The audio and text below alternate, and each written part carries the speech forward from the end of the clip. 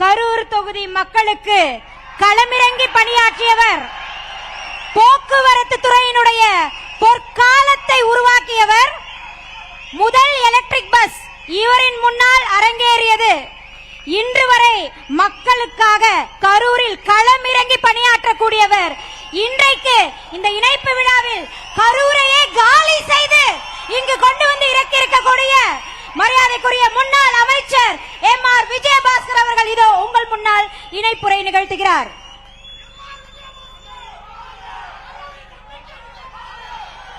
ஃப்ரண்ட்ல இருக்கிறவங்க எல்லாம் கொஞ்சம் உட்கார்ந்துருங்க. மேடை மீது யாருமே நிற்க வேண்டாம், தயவு செய்து அமர்ந்துருங்க.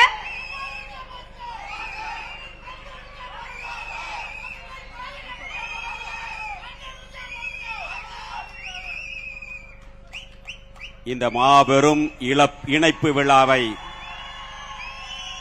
ஒரு மாநாடு போல தலைமையேற்று நடத்தி கொண்டிருக்கக்கூடிய கழகத்தினுடைய பொதுச் செயலாளர், உள்ளாட்சி மற்றும் நீர்வளத்துறையினுடைய அமைச்சர் அருமை அண்ணன் ஆனந்த் அவர்களே, இந்த நிகழ்ச்சியிலே வரவேற்புரை ஆற்றி சென்றிருக்கக்கூடிய வருவாய்த்துறை அமைச்சர் அருமை அண்ணன் KS செங்கோட்டையன் அவர்களே, மற்றும் இந்த நிகழ்ச்சியிலே கலந்து கொண்டு எங்களுக்கெல்லாம் ஒரு சிறப்பான ஒரு வழிகாட்டியாக எங்களை இந்த இயக்கத்திலே இணைத்துக் கொள்வதற்கு அனைத்து ஏற்பாடுகளையும் செய்து எங்களுக்கு வழிகாட்டியாக இருந்த நெடுஞ்சாலை மற்றும் பொதுப்பணித்துறை அமைச்சர் அருமை அண்ணன் ஆதவ் அர்ஜுனன் அவர்களே, மற்றும் சுகாதாரத்துறையினுடைய அமைச்சர் அருமை நண்பர் அண்ணன் அருண்ராஜ் அவர்களே, மற்றும் அமைச்சர் பெருமக்கள் ஸ்ரீநாத் அவர்களே,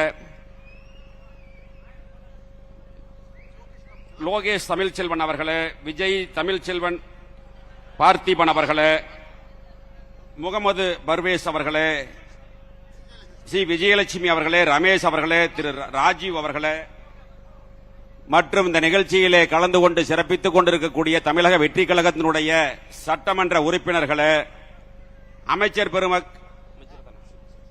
பெருமக்கள் P மதன்ராஜ் அவர்களே, ஜெகதீஸ்வரி அவர்களே, சட்டமன்ற உறுப்பினர்களே, இங்கே கழகத்திலே தமிழக வெற்றி கழகத்திலே தங்களை இணைத்துக் கொள்ள வருகின்றிருக்கக்கூடிய முன்னாள் சட்டமன்ற உறுப்பினர்கள், முன்னாள் அமைச்சர் பெருமக்களே, முன்னாள் உள்ளாட்சி பிரதிநிதிகளே, இங்கு அலைகடலாக வருகின்றிருக்கக்கூடிய அனைத்து இந்திய அண்ணா திராவிட முன்னேற்ற கழகத்தினுடைய ஆணி வேறாக திகழ்ந்த கழகத்தினுடைய ரத்தத்தின் ரத்தமான தங்க இளம் சிங்கங்களே, உங்கள் அனைவருக்கும் காலை வணக்கத்தை தெரிவித்துக் கொண்டு, புரட்சித் தலைவரால் 1972 உருவான இயக்கம் அனைத்து இந்திய அண்ணா திராவிட முன்னேற்ற கழகம் என்ற மாபெரும் இயக்கம். அந்த இயக்கம் தோன்றிய வரலாறு தீய சக்தியை, திமுகவை ஒழிக்க வேண்டும் என்று உருவான இயக்கம்.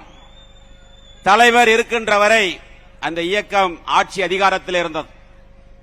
இந்திய வரலாற்றில் ஒரு பிராந்திய இயக்கம் கட்சி தொடங்கிய உடனேயே பாராளுமன்ற இடைத்தேர்தலில் வெற்றி பெற்ற வரலாறை படைத்த தலைவன் புரட்சித் தலைவர் MGR. அதன் பிறகு கோவை சட்டமன்றத்தினுடைய இடைத்தேர்தல். இந்த இரண்டு இடைத்தேர்தலுக்கு பிறகு 1977 இயக்கம் ஆரம்பித்த 5 ஆண்டுகளிலே ஆட்சி அதிகாரத்தில் இருந்து 11 ஆண்டுகாலம் தமிழகத்தை ஆட்சி செய்தவன் புரட்சித் தலைவர் MGR அவர்கள். ஆனால் இன்று அந்த வரலாறை உடைத்து ஒரு சரித்திர சாதனை படைத்தவர் புரட்சி தளபதி நம்முடைய தமிழகத்தினுடைய முதலமைச்சர் விஜய் அவர்கள் என்பதை நாம் நன்கு அறிய வேண்டும். இயக்கம் ஆரம்பித்த 2 ஆண்டுகளிலே தமிழகத்திலே ஒரு மாற்றத்தை ஏற்படுத்தி ஒரு அரசியல் புயலை உருவாக்கி, ஒரு அரசியல் மாற்றத்தை உருவாக்கி இன்று ஆட்சி அதிகாரத்திலே இருந்து தமிழகத்திலே முதலமைச்சராக இருக்கிறார் என்று சொன்னால் அது சாதாரண மாற்றம் அல்ல, ஒரு தலைமுறை மாற்றம் என்பதை நாம் புரிந்து கொள்ள வேண்டும். இந்த அரசியல் மாற்றம் என்பது ஒரு தலைமுறை மாற்றம். அதேபோல தலைவருக்கு பிறகு இந்த இயக்கத்தை வழிநடத்திய தங்க தலைவி புரட்சி தலைவி அம்மாவுடைய கொள்கையும் அதேதான்.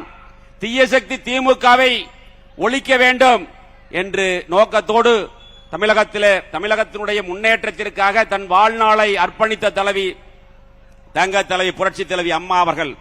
அம்மாவுடைய மறைவிற்கு பிறகு இந்த மேடையில் வீட்டிருக்கக்கூடிய முன்னாள் அமைச்சர்கள், சட்டமன்ற உறுப்பினர்கள், அனைத்து இந்திய அண்ணா திராவிட முன்னேற்ற கழகத்தை சார்ந்தவர்களுடைய துணையோடு 4 ஆண்டுகள் 2 மாதம் அம்மாவுடைய அரசு நடந்தது. இப்பொழுது பொதுச் செயலாளராக இருக்கக்கூடியவரை நாங்கள் எல்லாம் சேர்ந்துதான் பொதுச் செயலாளராக உருவாக்கினோம்.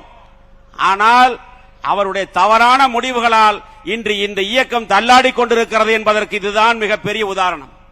உண்மையை சொன்னால் துரோகி என்று சொல்கிறார். உண்மையை எடுத்து சொன்னால் யார் துரோகி என்பதை நீங்கள் புரிந்து கொள்ள வேண்டும்.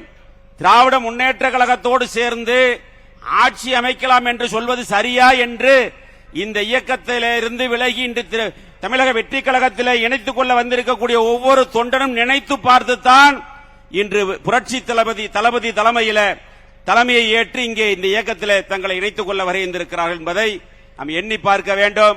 42 ஆண்டுகள் இயக்கத்தில் உறுப்பினராக இருந்து 25 ஆண்டுகள் தீவிர அரசியலிலே இருந்தவனான். பல்வேறு உள்ளாட்சியிலே பல்வேறு பதவிகளில் இருந்து புரட்சி தலைவி அம்மா அவர்கள் அடையாளம் காட்டப்பட்டு 5 ஆண்டுகள் போக்குவரத்து துறை அமைச்சராக பதவி கொடுத்து அழகு பார்த்த தாய் புரட்சி தலைவி அம்மா அவர்கள். கரூர் சட்டமன்றம் என்று சொன்னாலே உங்களுக்கு நன்றாக தெரியும். அது தமிழக வெற்றி கழகத்தினுடைய வரலாற்றில் ஒரு கரும்புள்ளியாக இருந்தது கரூர் சம்பவம் என்பதை நீங்கள் தெரிந்து கொள்ள வேண்டும். 41 அப்பாவி உயிர்கள் இறந்தது தளபதி அவர்கள் கரூர் வருகையின் போது. அது மட்டுமல்ல, கரூர் சட்டமன்றம் என்பது தமிழகத்தில் இருக்கக்கூடிய 234 தொகுதிகளிலும் இருக்கக்கூடிய அரசியல் விமர்சகர்களும் அரசியல் பார்வையாளர்களும் உற்று நோக்கக்கூடிய ஒரு தொகுதியாக இருந்தது. ஏனென்று சொன்னால் அந்த தொகுதியில அதிகாரத்தினுடைய உச்சத்தில் பல்வேறு பொய் வழக்குகளையும் பணத்திமிரில தன்னுடைய அதிகாரத்திலும் பணத்தை வைத்து ஜெயித்து விடலாம், ஆட்சி அதிகாரத்துக்கு வந்து விடலாம் என்று சொன்னவர்களுக்கு மத்தியில மிகப்பெரிய போராட்டத்திற்கு இடையில நாம் வெற்றி பெற்றோம். இருந்தாலும் வெற்றி பெற்ற பிறகும் சட்டமன்ற உறுப்பினர் பதவியை துறந்து இன்று புரட்சி தளபதியினுடைய தலைமையில இந்த இயக்கத்தில் கரூர் மாவட்டத்தில் இருக்கக்கூடிய அனைத்து இந்திய அண்ணா திராவிட முன்னேற்ற கழகத்தின் நிர்வாகிகள் அத்தனை பேரும் இங்கே வருகின்ற தங்களை இதில் இணைத்துக் கொண்டிருக்கிறார்கள் என்று சொன்னால் இன்று அரசியலுடைய நிலை என்ன என்பது தெரியும். ஒரு தலைவன் சரியான முடிவு எடுக்காமல் இருந்தால் அந்த இயக்கம் எப்படி போகும் என்பதற்கு உதாரணம் தான் இன்றைய நிலை என்பதை நீங்கள் தெரிந்து கொள்ள வேண்டும். அப்பேற்பட்ட மிகப்பெரிய இயக்கம் 1.5 கோடி தொண்டர்கள் இருக்கிறார்கள். அடிமட்ட தொண்டனுடைய உணர்வை புரிந்து கொள்ள வேண்டும்.